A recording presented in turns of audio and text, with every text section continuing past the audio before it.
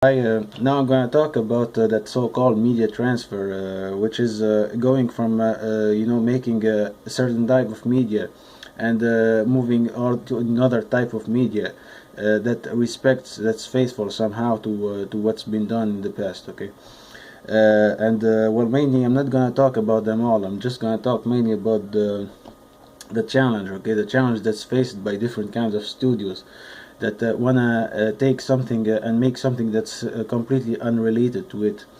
For example, take a video game to a movie. Okay, I've been watching a shitload of reviews about people who start like dissing all kinds of either games or movies that not only are terrible as fuck. Okay, but there are they don't respect the what's been done in the past. Okay, for that I'm gonna bring some examples. Okay, I'll start with for example a movie like Street Fighter. That's a movie that was released in 1994 and has Jean-Claude Van Damme in it.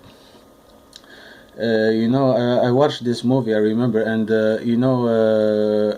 seriously, when you think about the game, what is the game? You got a bunch like of around what 16 characters, let's say, and you choose a character, and you'll be going with that character and only that character. You're not gonna have like a million characters like it was done in the movie. Okay, one character, you beat the shit out of any opponent that you cross, and then in the end you beat the big guy, and then okay, that's it. That's the game. That's technically making a movie about one guy. That's really, look, you got one single good guy, and everyone else is a bad guy. And if you choose another guy who at first who's bad, he's gonna be a good guy, and the first guy is gonna be a bad guy. Seriously, try to make a fucking movie about it. It's not gonna work that well. Seriously. So yeah. I've been watching so many reviews. Even for example, there is that actually it's a big failure. It's known as a big failure. It's Super Mario Brothers. And in this case, okay, it's not really. Of course, it's not at all the same structure as a Street Fighter game. It's you got a character, and that character has to go through different kinds of elements that are just related to how smart is the player when he plays the game. You got a bunch of shit that you cannot put somehow in a movie and making interesting. Okay, or actually look, you watch this movie, okay, and you think about it, you think about the game, you think about the movie, and you say, oh right, oh fuck man, if this movie was exactly like the game, I would kill myself. It would be a really crappy, even crappier than what was done. That's it. So you got what, a guy who jumps 20 feet high to catch some coins and destroy a couple of boxes or whatever. In the movie, somehow forgive the movie for what it is. Okay, for how it tried to be faithful to something that's so game. I think the only thing that I heard about this game that people didn't really give a crap about. It's about that the princess who doesn't have a pink dress like in the game. Actually, she looks a little bit, but she looks a little bit like the game version, but she just doesn't have all the features the original character had. And so yeah, think about it. Even make a right now. Let's talk about going from a game to a movie. Okay, sorry, from going from a movie to a game, because that's the new subject. That's the other, like the vice versa of the whole story.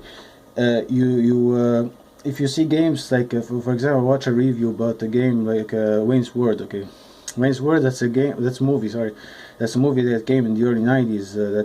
It's about two guys who are running a show that goes on live on TV, and then all of a sudden there is that a sponsor who comes and tries to screw up the two guys, and all the whole movie is about it's like a blender of every single friggin' spoof that you can make about a movie that was done already, and So yeah, I mean, the review is about a game that was terrible. I mean, terrible because they try to add a gameplay to a movie that has too much plot.